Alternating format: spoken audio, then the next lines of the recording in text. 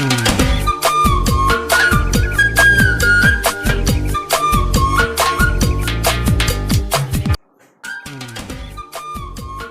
10वी, विषय मराठी, पाठ क्रमांक 14वा. पाठाचे नाव आहेत काळे केस. लेखक आहेत नासी फडके. विद्यार्थी मित्रांनो, पाठीमागील भागामध्ये आपण पाहिलेलं आहे की लेखकाकडे आलेली प्रत्येक व्यक्ती लेखकांना त्या ठिकाणी तुमचे केस अजून काळे कसे राहिलेले आहेत यांच्याबद्दल सतत प्रश्न विचारत असत आणि या प्रश्नांची आता लेखकांना सवय झालेली होती. आता पुढील भागाला त्या ठिकाणी आपण सुरुवात करूया. पाठीमागील भागामध्ये आपण त्या ठिकाणी पाहिलेलं आहे की कल्पाचा काळेपणा त्यावर चढलेला नसतो. इथपर्यंत आपण पाठाचा भाग पाहिलेला आहे. आता त्याच्या पुढील जो काही भाग आहे त्या भागाला आपण सुरुवात करूयात. केसांच्या रंगांची छटा हुबेहूब उठवणं निष्णात चित्रकाराला देखील अशक्य वाटेल.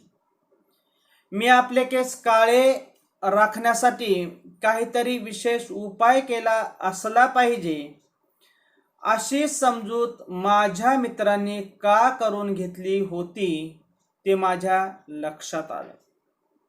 मी म्हटलं, मी कोणतीही युक्ती केलेली नाही, केस काळे राहिले झालं.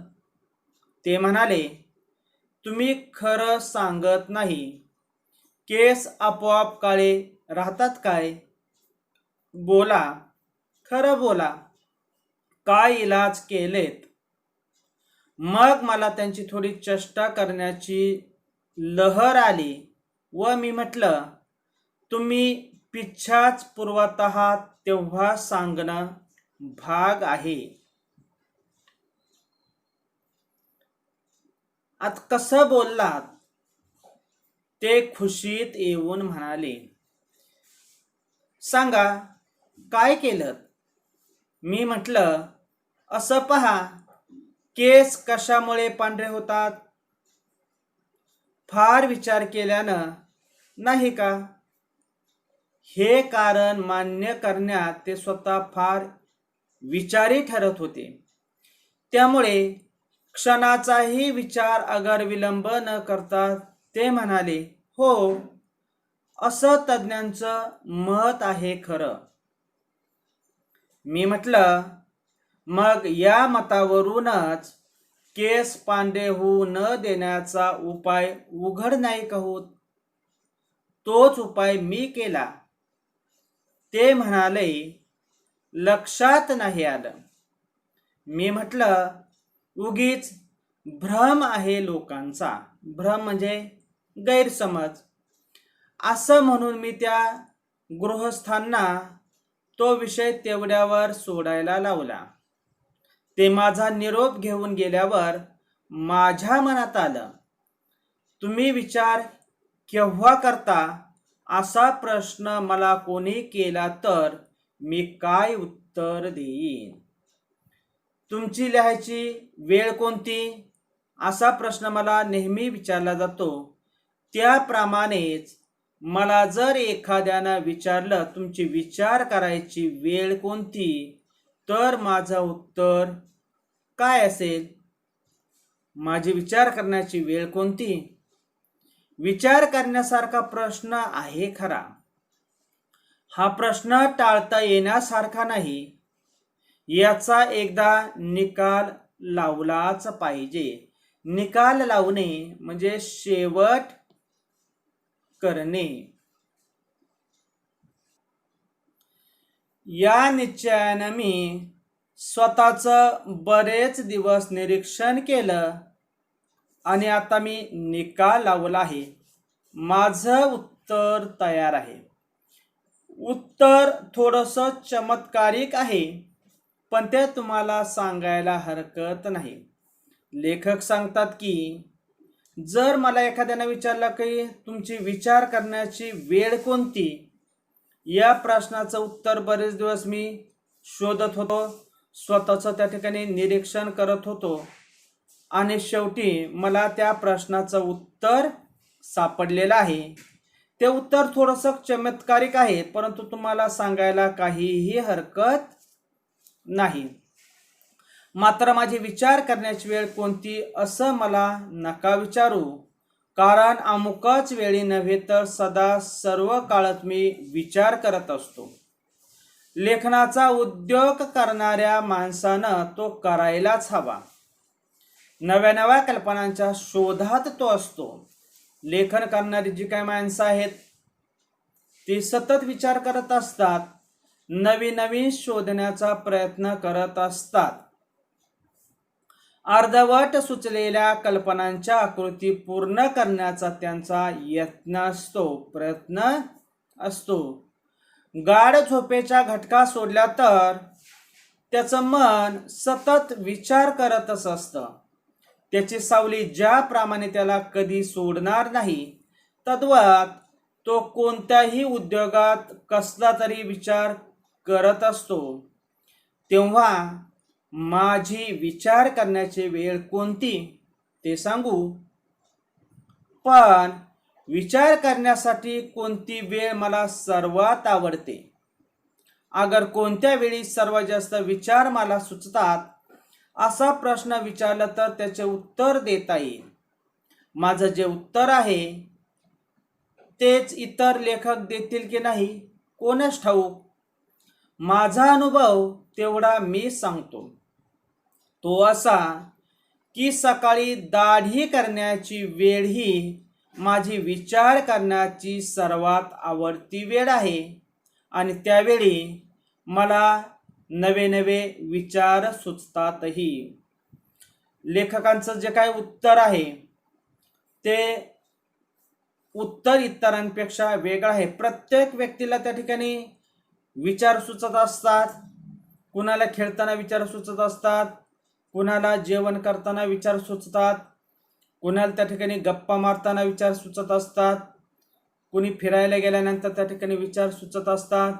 परंतु लेखकांना विचार केव्हा सुचतात तर सकाळी सकाळी दाढी करण्याची त्यांची जी वेळ असते त्यावेळेस त्यांना विचार सुचत असतात, नवे नवे त्या ठिकाणी विचार सुचत असतात. तर आज आपण याच ठिकाणी थांबणार आहोत. आज झालेला जो काही जेवढा भाग आहे, जेवढा घटक आहे, त्यावरती आपण काही कृती प्रश्न पाहूयात. कृती प्रश्न पहिला आहे, आकृती पूर्ण करा.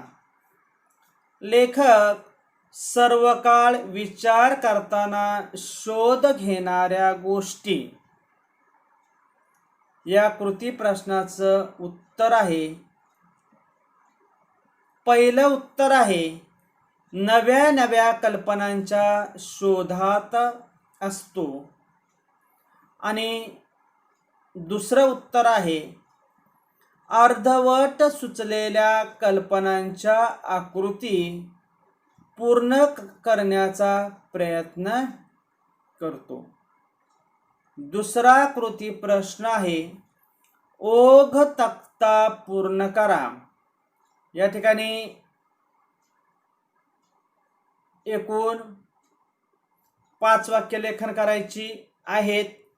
त्या ठिकाणी अगोदर 2 वाक्य आपल्याला दिलेले आहेत आणि ज्या रेषा दिलेल्या आहेत त्या ठिकाणी आपल्याला उत्तर लेखन करायचे आहेत. ओघ तक्ता पूर्ण करायचा आहे. पहिलं वाक्य आता कसं बोललात, दुसरं तिसरं वाक्य लेखन करायचं आहे, चौथं वाक्य मी म्हटलं दिलेलं आहे, पाचवं वाक्य लेखन करायचं आहे. त्याचं उत्तर आता कसं बोललात. दुसरं वाक्य ते खुशीत येऊन म्हणाले. तिसरं वाक्य सांगा काय केलं. चौथं वाक्य मी म्हटलं. आणि 5वं वाक्य आहे, असं पहा, केस कशामुळे पांढरे होतात, फार विचार केल्यानं नाही का? पुढील कृती प्रश्न आहे, एका वाक्यात उत्तर लिहा.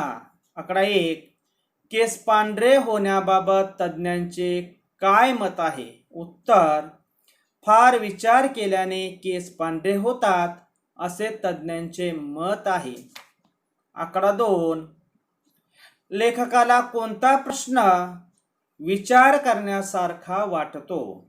उत्तर, लेखकाला माझी विचार करण्याची वेळ कोणती हा प्रश्न लेखकाला विचार करण्यासारखा वाटतो. आकडा 3,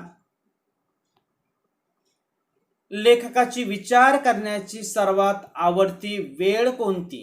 उत्तर, सकाळी दाढी करण्याची वेळ ही लेखकाची विचार करण्याची सर्वात आवडती वेळ होती. पुढील प्रश्न आहे, योग्य पर्याय निवडा. आकडा 1, लेखनाचा उद्योग करणाऱ्या माणसाने यावेळी विचार करायलाच हवा. अ, सकाळ, ब, दुपार, क, संध्याकाळ, ड, सदा सर्व काळ. त्याचं उत्तर आहे सदा सर्व काळ. आकडा 2, केसांच्या रंगांची छटा हुबेहूब वठवणं यांना देखील अशक्य वाटेल. अ, निष्णात चित्रकार, ब, निष्णात पत्रकार, क, निष्णात शिल्पकार आणि ड, निष्णात कलाकार. तर उत्तर आहे निष्णात चित्रकार. 5वा कृती प्रश्न आहे, विधान सत्य वा असत्य लिहा. आकडा 1, गाढ झोपेच्या घटका सोडल्या तर त्यांचं मन सतत विचार करत असतो. उत्तर, सत्य. आकडा 2, लेखकाला संध्याकाळी नवे नवे विचार सुचतात. उत्तर, असत्य. पुढील कृती प्रश्न आहे, रिकाम्या जागी योग्य शब्द भरा. आकडा 1, तुम्ही डॉट डॉट पुरवत आहात तेव्हा सांगणं भाग आहे. उत्तर, तुम्ही पिच्छाच पुरवत आहात तेव्हा सांगणं भाग आहे. दुसरं, उत्तर थोडस डॉट डॉट आहे. उत्तर थोडस चमत्कारिक आहे. व्याकरण घटकावरती कृती प्रश्न. पहिला प्रश्न आहे, समानार्थी शब्द लिहा. छटा, सौम्य रंग. निष्णात, पटाईत किंवा तरबेज. विशेष, खास. युक्ती, योजना. सदा, नेहमी. पुढील कृती प्रश्न, विरुद्धार्थी शब्द लिहा. आवड, नावड. खरे, खोटे. प्रश्न, उत्तर. कमी, जास्त. पुढील कृती प्रश्न, शब्द समूहाबद्दल एक शब्द लिहा. आकडा 1, अचंबा, आश्चर्य वाटण्याजोगा. उत्तर, चमत्कारिक. पुढील कृती प्रश्न आहे, खालील शब्दांचे 2 स्वतंत्र अर्थ लिहून चौकटी पूर्ण करा. सुगंध हा शब्द दिलेला आहे, त्याचे 2 स्वतंत्र अर्थ. पहिला सुवास आणि दुसरा आहे परिमल. दुसरा शब्द दिलेला आहे आराधना. त्याचं उत्तर, पहिला शब्द पूजा आणि दुसरा शब्द आहे प्रार्थना. पुढील कृती प्रश्न, खालील शब्दांपासून अर्थपूर्ण शब्द तयार करा. आकडा 1 सर्व काळ. उत्तर सर्व काळ कास. दुसरा शब्द दिलेला आहे चित्रकार. चित्र चीर चिरका कार चिकार इत्यादी. पुढील कृती प्रश्न आहे सहसंबंध सांगा. आकडा 1 जसे कमी तसे जास्त. म्हणजे या ठिकाणी काय आहे विरुद्धार्थी शब्द दिलेला आहे. तसे जसे नावड तशी आवड. आकडा 2 जशी युक्ती तशी योजना. या ठिकाणी काय आहे समानार्थी शब्द दिलेला आहे. तसेच जसे विशेष तसे खास. पुढील कृती प्रश्न आहे सूचनेनुसार वाक्य तयार करा. ते खुशीत येऊन म्हणाले. संयुक्त वाक्य करा. उत्तर ते खुशीत आले आणि म्हणाले. पुढील कृती प्रश्न आहे प्रत्यय घटित व उपसर्ग घटित शब्दांचे वर्गीकरण करा. कंसात शब्द दिलेले आहेत स्तुती उद्योग आकृती चमत्कारिक. त्याचं उत्तर आहे प्रत्यय घटित शब्द स्तुती आणि चमत्कारिक. उपसर्ग घटित शब्द उद्योग आकृती. पुढील कृती प्रश्न आहे खालील शब्दांना एक प्रत्यय लावून शब्द तयार करा. आकडा 1 उद्योग. उत्तर उद्योग औद्योगिक. दुसरा शब्द आहे चमत्कार. उत्तर चमत्कार चमत्कारिक. पुढचा कृती प्रश्न आहे जोड्या लावा. विशेषण आणि विशेष्य यांच्या जोड्या लावायच्या आहेत. विशेषण दिलेलं आहे काळे निष्णात गाढ थोडी. विशेष्य दिलेले आहे चेष्टा केस चित्रकार झोप. उत्तर काळे केस निष्णात चित्रकार गाढ झोप थोडी चेष्टा. पुढील कृती प्रश्न आहे कोष्टक पूर्ण करा. शब्द प्रत्यय विभक्ती. पहिला शब्द आहे घेऊन. दुसरा उद्योगात. तिसरा कल्पनांच्या. चौथा सुचतातही. उत्तर आहे शब्द प्रत्यय विभक्ती. पहिला शब्द घेऊन प्रत्यय ऊन विभक्ती पंचमी. दुसरा शब्द उद्योगात प्रत्यय त विभक्ती सप्तमी. तिसरा शब्द कल्पनांच्या प्रत्ययच्या विभक्ती षष्टी. चौथा शब्द सुचतातही प्रत्यय ही विभक्ती तृतीया. पुढील कृती प्रश्न आहे सामासिक शब्द सोडवा. सामासिक शब्द प्रत्यय विभक्ती. आता या ठिकाणी प्रत्ययाच्या ठिकाणी काय पाहिजे होतं तर सामासिक शब्दाचा त्या ठिकाणी विस्तार असं त्या ठिकाणी पाहिजे होतं. त्या ठिकाणी टाईप करताना थोडंसं चूक झालेली आहे. त्याच्यामुळं सामासिक शब्द विग्रह आणि समासाचा प्रकार या ठिकाणी असं यायला हवं. म्हणजे त्या ठिकाणी सामासिक शब्द या ठिकाणी विग्रह आणि या ठिकाणी समासाचा प्रकार असं त्या ठिकाणी यायला हवं आहे.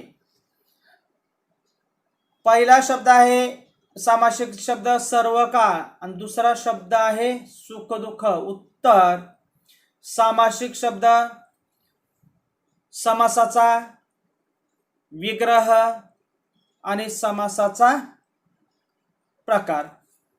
सामासिक शब्द सर्व काळ विग्रह सर्व असा काळ. समासाचा प्रकार तत्पुरुष समास. दुसरा शब्द आहे सुख दुःख, त्याचा विग्रह सुख आणि दुःख. समासाचा प्रकार आहे द्वंद्व समास.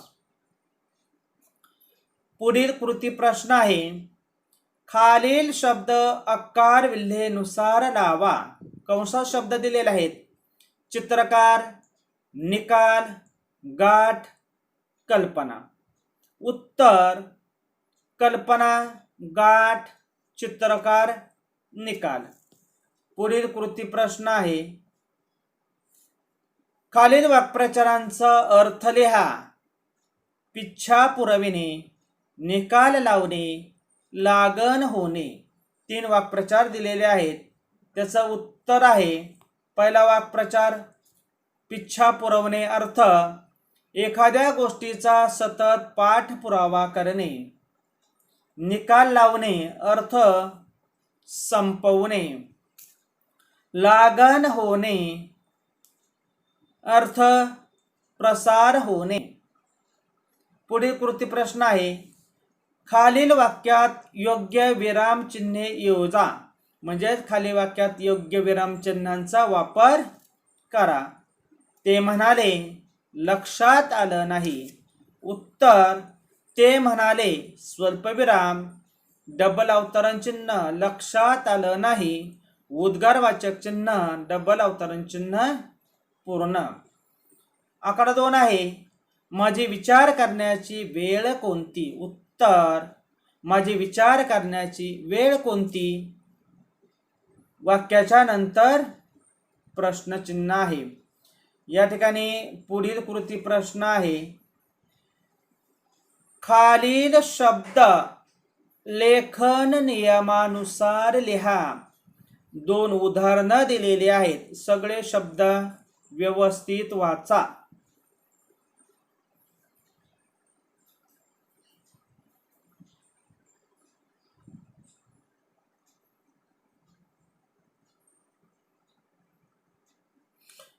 त्यामध्ये पहिल्या उदाहरणामध्ये त्याचं उत्तर चमत्कारिक आणि दुसऱ्या उदाहरणामध्ये उत्तर आहे हुबेहूब.